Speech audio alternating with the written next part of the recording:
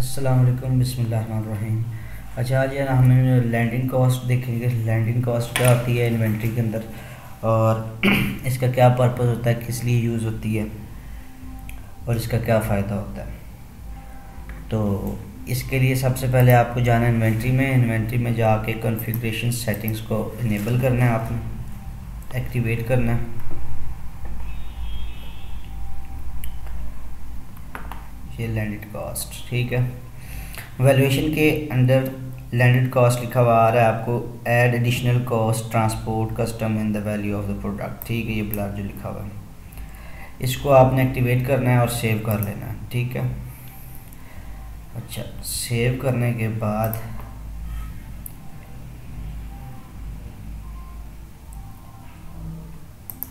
आपने जाना है कॉन्फ़िगरेशन में, प्रोडक्ट कैटेगरीज में।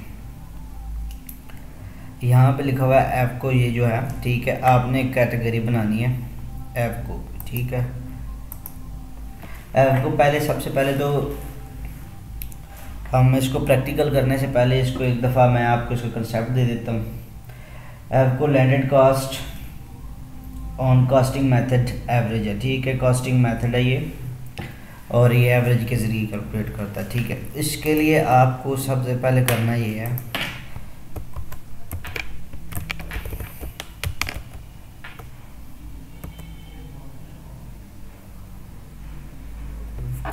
प्रोडक्ट्स, ठीक है। यहाँ से आपने आपको प्रोडक्ट्स करना है, पेरेंट कैटेगरी, ठीक है, सेलेक्ट कर ले ऑल, ठीक है। यहाँ से आपके पास लिखा हुआ आ रहा होगा कॉस्टिंग मेथड, स्टैंडर्ड प्राइस और मैनुअली।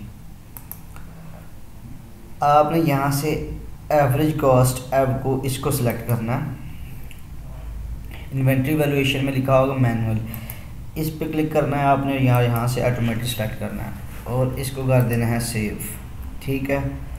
सेव करने के बाद अभी हम एक प्रोडक्ट क्रिएट करेंगे नई। अच्छा, इसको अब मैं एक्सप्लेन करता हूँ, एक प्रोडक्ट एक दफ़ा क्रिएट कर लूँ।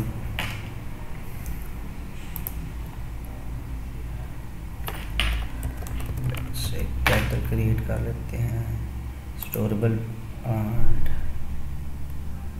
एवको ऑल प्रोडक्ट्स, ठीक है। यहाँ से आपने पिक्चर इसकी चेंज करनी है, सेलेक्ट करें कैटल।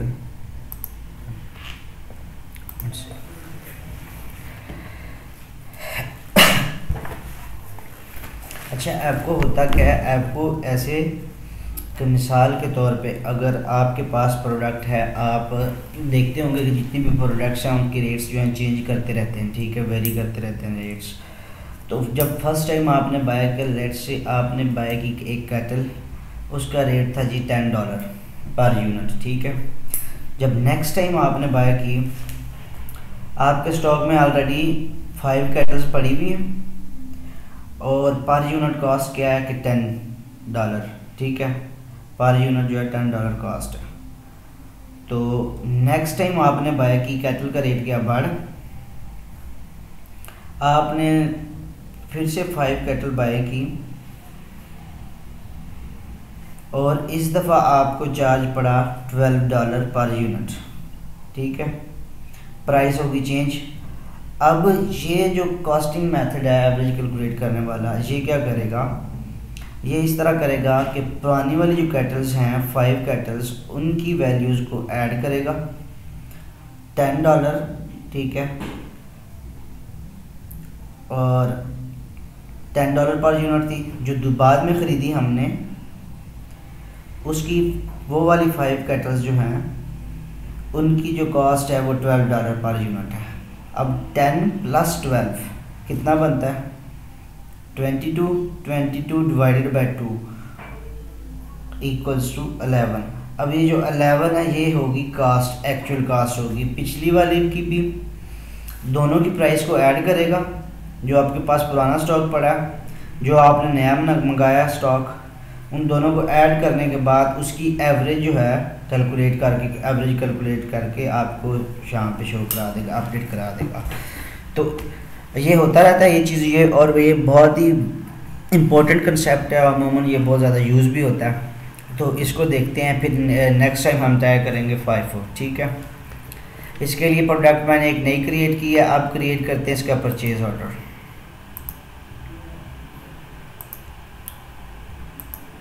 यहाँ से वेंडर सेलेक्ट करते हैं, लेट्स से इतना हैदर सेलेक्ट कर लिया। यहाँ से प्रोडक्ट कैटल, क्वांटिटी लेट से हमारे पास 3 है, टैक्स 0%, $10 पर यूनिट। ठीक है, इसको सेव करना, confirm order, receive products and then validate this. अभी इसको करते हैं डुप्लीकेट। अब हम जहाँ जाते हैं अपने इन्वेंट्री के मॉड्यूल में, यहाँ से क्लिक करते हैं इन्वेंट्री वैल्यूएशन पे। हमने कौन सी प्रोडक्ट अभी की थी, बाय कैटल। ठीक है, तो कैटल की यहाँ पे यूनिट वैल्यू क्या आ रही है, $10, टोटल वैल्यू 30, क्वांटिटी 3, रिमेनिंग 3। ठीक है, अब हम एक और परचेज ऑर्डर क्रिएट करते हैं।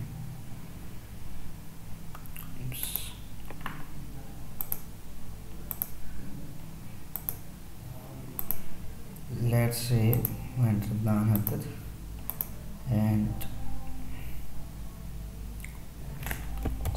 Product cattle, quantity 3, price change होके अपडेट होके गया $12 per unit, tax 0% and save करेंगे, कंफर्म करेंगे, रिसीव प्रोडक्ट्स, वैलिडेट। ठीक है, अभी हम जाएंगे इन्वेंट्री में, इन्वेंट्री वैल्यूएशन पे। कैटल, ये हमारे पास कैटल है 30 और 36। ठीक है, यहाँ पे यूनिट वैल्यू क्या शो हो रही है, $12। यहाँ पे जो कॉस्ट शो हो रही है वो अब $11 शो हो रही है। जो मैंने आपको पहले बताया, कंसेप्चुअली बताया कि इस तरह ये अपडेट कर देता है वैल्यू को, तो ये बिल्कुल यही तरीका है और ये चीज़ बहुत ज़्यादा यूज़ होती है। अब ऐसे नहीं हो सकता कि अगर आपने कोई चीज़ बाय की है उस पर आप अगर शिपमेंट कॉस्ट नहीं डालते, अगर आप शिपमेंट कॉस्ट नहीं डालते या लैंडेड कॉस्ट या कास्ट बढ़ गई चेंज हो रही है, तो आप फिर खुद से पे करेंगे। सपोज कर लें कि एक पेन है वो मैंने खुद से ख़रीदा है ₹10 का, और उसके बाद मैं जाके उसको, मुझे ₹10 का ख़रीदा है, ठीक है, और ₹5 इस पर शिपमेंट कॉस्ट पड़ गई है। ठीक है, लैंडेड कॉस्ट 15 हो गया। अब एक्चुअल प्राइस जो है इसकी 10 है, ₹10। तो अगर इसमें मैं ₹12 में बेचूंगा तो बज़ाहिर तो ये फ़ायदा नज़र आ रहा है कि ₹10 का लिया और ₹12 का बेच रहा हूँ, लेकिन उसके ऊपर जो शिपमेंट कॉस्ट है वो ₹5 है।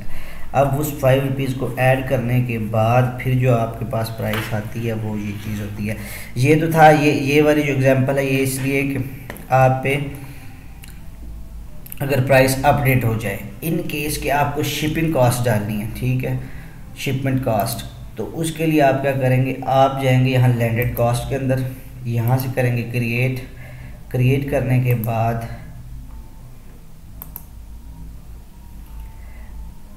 अभी ये प्राइस वेरी की थी, ये वो वाली एग्जांपल थी। ठीक है, कि एक कैटल बाय की हमने, उसकी प्राइस क्या हुई, पहले $10 पर यूनिट थी, उसके बाद हमने बाय की तो उसकी प्राइस होगी $12 पर यूनिट।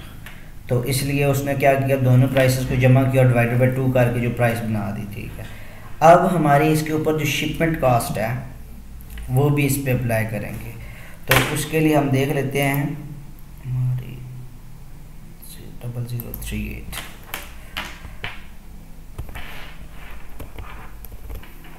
P0038,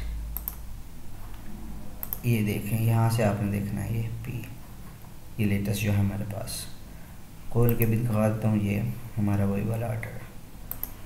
अब ये वाला जो शिपमेंट कॉस्ट है सिर्फ इसके ऊपर पड़ रही है, ये लास्ट वैल्यू 3 का, ठीक है, लेकिन कैलकुलेट होगी तो बिल सबका इकट्ठा ही बनेगा। इसको मैं सिलेक्ट करता हूँ यहाँ से।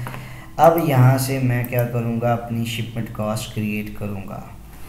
लेट्स से मैं कहता हूँ कॉस्ट ऑफ शिपमेंट।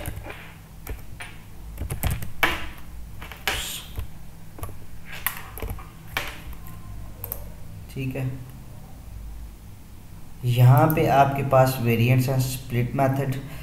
यहाँ पे आप इक्वल्स टू कर सकते हैं कि आपने शिपमेंट कॉस्ट एग्जैक्टली कितनी रखनी है। वो क्या करेगा, आपकी एक्चुअल प्राइस के अंदर इस कॉस्ट को ऐड करेगा, ऐड करने के बाद डिवाइड करके एवरेज बना के आपको आपकी प्राइस सामने आपके शो कर देगा। अगर बाय क्वांटिटी करेंगे तो एक क्वांटिटी को लेगा, सपोज करें वो 1 कैटल की प्राइस को ऐड करेगा और वो जितनी क्वांटिटी होगी उसके साथ मल्टीप्लाई करके उसको फिर उस प्राइस में ऐड कर देगा एक्चुअल प्राइस में। तो मैं करता हूँ इक्वल्स टू लेट्स से $20। ठीक है, इसको सेव करते हैं और ये हमारे पास है ऑप्शन कंप्यूट की, इस पर क्लिक करेंगे, कंप्यूट किया। अभी ये हमारे पास 3 क्वांटिटीज़ थी, ओरिजिनल वैल्यू क्या है 36। क्यों, इसकी जो एक्चुअल कास्ट है वो $12 पर यूनिट है। तो 12 3s are 36 और 36 में आपने एडिशनल लैंडेड कॉस्ट जो ऐड करनी है वो +20 क्या बनेगा 56। 36 + 20 56। तो न्यू वैल्यू ये होगी। इसको करते हैं वैलिडेट करने के बाद अब हम जाएंगे इन्वेंट्री वैल्यूएशन में। यहाँ से आके हम देखते हैं कैटल प्रोडक्ट क्या थी हमारी, कॉस्ट ऑफ शिपमेंट कैटल थी। ठीक है, तो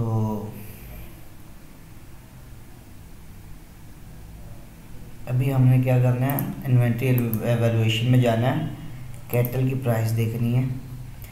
सबसे पहले हमने क्या किया, 3 क्वांटिटीज़ बाय की। कितने की वो बाय हुई, 10 यूनिट पर डॉलर। ठीक है, sorry per unit $10। It means कि 3 10s are 30।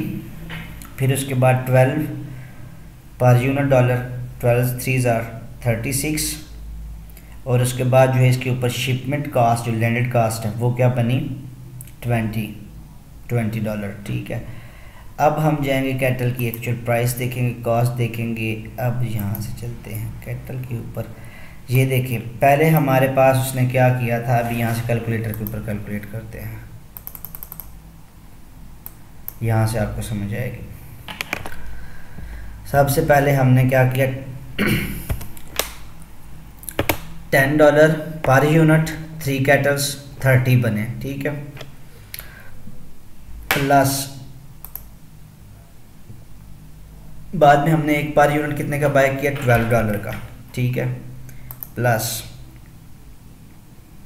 अब हमारे पास के आ गई है जो शिपमेंट कास्ट है वो भी। ठीक है, अब इसको डिवाइडेड बाय, अच्छा तो ये देखें हमारे पास 10 जो है वो पहले वाली कॉस्ट 3 क्वांटिटीज़ की, उसके बाद फिर 3 क्वांटिटीज़ की कॉस्ट $12, फिर उसके बाद $20 जो है वो शिपमेंट कॉस्ट भी है। ठीक है, तो इन सबको ऐड करके इसके पीछे जो फार्मूला है वो अप्लाई होता है और इसकी जो एवरेज है वो शो हो जाती है हमें। यहाँ पे जैसे $14.33 आ रहा है पर यूनिट कॉस्ट हो गई है। इससे क्या होता है, अब मुझे पता चल गया कि भाई मेरी कास्ट जो थी, पहले सबसे पहले मैंने कैटल्स बाय की 3। ठीक है, उस पर मैंने यहाँ पे अप्लाई नहीं किया, उसकी कास्ट अप्लाई की, कॉस्ट वो हमें $10 पर यूनिट मिला, उसके बाद हमें $12 पर यूनिट मिला, प्राइस भी बढ़ गई। अब फिर क्या किया कि यार पुरानी को भी ऐड कर दिया इसने, इस फार्मूले ने। उसके बाद इस पर शिपमेंट कास्ट पड़ी, तो वो तो प्रोडक्ट जो थी मेरी अच्छी खासी एक्सपेंसिव होगी। लेट से मैंने यहाँ पहले प्राइस सेट की हुई थी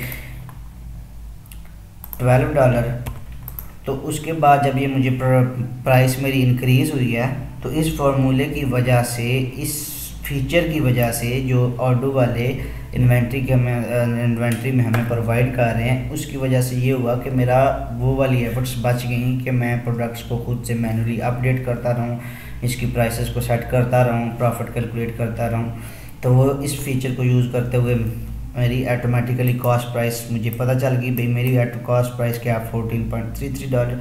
अब मुझे पता है कि मैंने इस पर जो है प्रॉफिट कितना लेना है। लेट्स से अब प्रॉफिट 50% भी होता है, 20% भी होता है, जितना हम दिल करे। मतलब ये तो आप पे है कि आपके प्रोडक्ट की डिमांड क्या है या जितना भी आप रखते हैं। लेट्स से अब मैं यहाँ पे करता हूँ $20। अब मुझे पता है कि मुझे ईच प्रोडक्ट के पीछे $5.34 जो हैं सेव हो रहे हैं, प्रॉफिट है मेरा। ठीक है, तो ये बहुत इम्पोर्टेंट फीचर है और ये बहुत सारे इंडस्ट्रीज़ में यूज़ होता है। ये जो लोग भी इस तरह के प्रोजेक्ट्स यूज़ करते हैं, बनवाते हैं, तो ये चीज़ लाजमन यूज़ होती है और बहुत ज़्यादा यूज़ होती है, क्योंकि हर प्रोडक्ट्स की जो वैल्यूज़ हैं वो वेरी करती रहती हैं।